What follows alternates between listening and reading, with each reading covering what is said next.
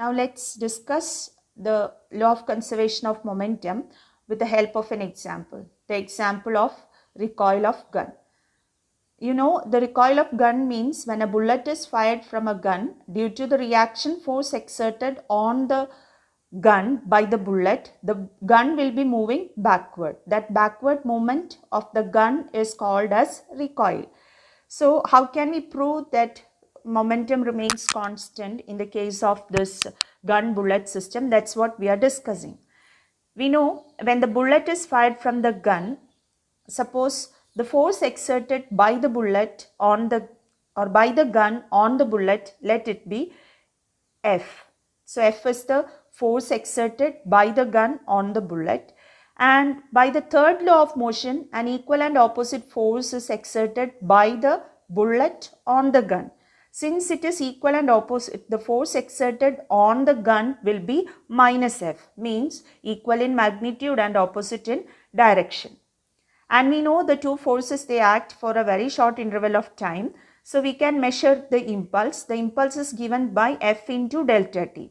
So if F into delta t, that is the impulse of that bullet, minus F into delta t will be the impulse on the gun. That means change in momentum for the bullet will be F into delta t, and the change in momentum for the gun, it will be minus F into delta t. And we know the change in momentum means what? Here the linear momentum itself, because both the gun and bullet, they are at rest before firing. Before firing, both of them have zero momentum. And after firing, the momentum is F into delta t for the bullet and minus F into delta t for the gun, because initial momentum is zero. So if PB is the momentum of the bullet after firing and PG is the recoil momentum of the gun, then we can write that PG will be equal to minus PB, because F into delta t, no, we already stated F into delta t equal to minus F delta t. So F into delta t is the momentum of the bullet, so that is PB, minus F into delta t means that is minus PG. So we have PB is equal to, or PG is equal to minus PB, or PB plus PG is equal to 0.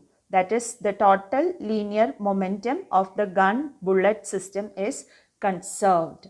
That is equal to 0 means what? Before firing, the total momentum is 0. So after firing also, the total momentum should be equal to 0. That's what we mean by PB plus PG equal to 0.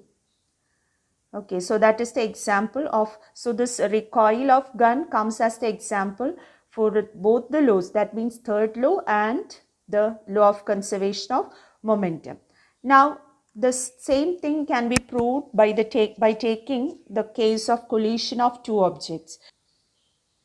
Now, we discussed the proof of law of conservation of momentum using the Newton's third law.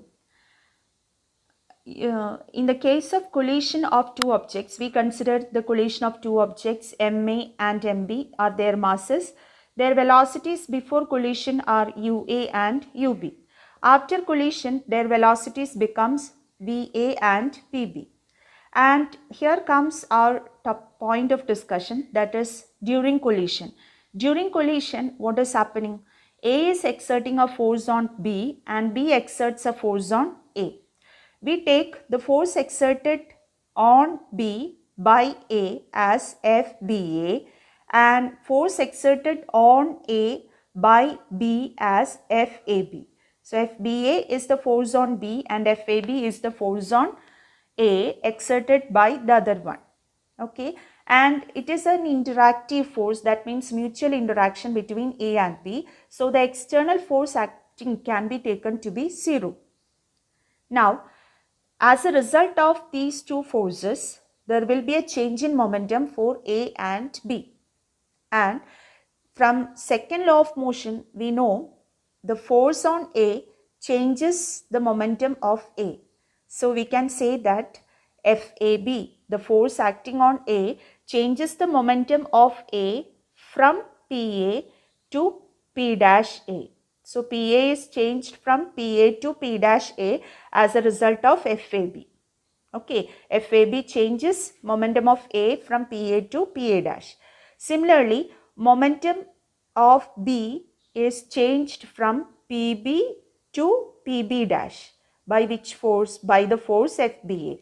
So by the action of FBA, momentum of B changes from PB to PB dash. So as a result of these forces, the change in momentum for A is PA dash minus A, PA, and change in momentum for B is PB dash minus PB.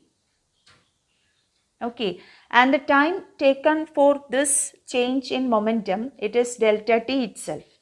So time duration for both the forces to act, that is same.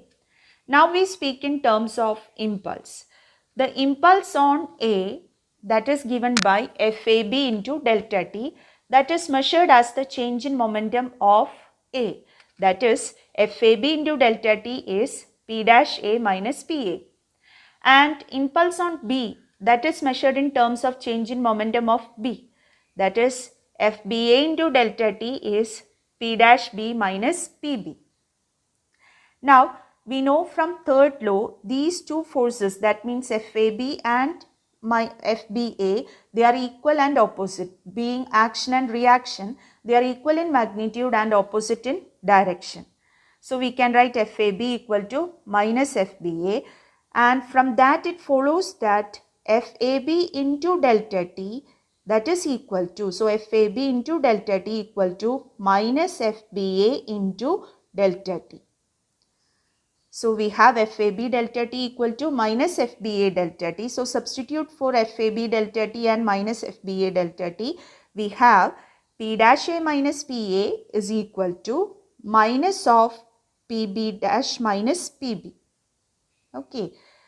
So just expand the bracket and rearrange. Take the dash terms to left hand side and the other terms to right hand side. We have P dash A plus P dash B is equal to PA plus PB. So what is P dash A plus P dash B? That is the total momentum after collision, and PA plus PB is total momentum before collision. So this statement, this equation shows that total momentum of the two objects before collision is equal to total momentum after collision, or that is the statement of law of conservation of momentum, and that is the proof for law of conservation of momentum considering the collision of two objects. Now for the recoil of gun, we can obtain an expression for that recoil velocity. So we consider the gun of mass m, bullet of mass small letter m. Before firing, we know both of them are at rest, and after firing, let capital letter V and small letter v be the velocity of the gun and bullet respectively. So we know the change in momentum of the bullet after firing will be m into v, small letter m into v, and the change in momentum of the gun after firing will be m into capital letter V.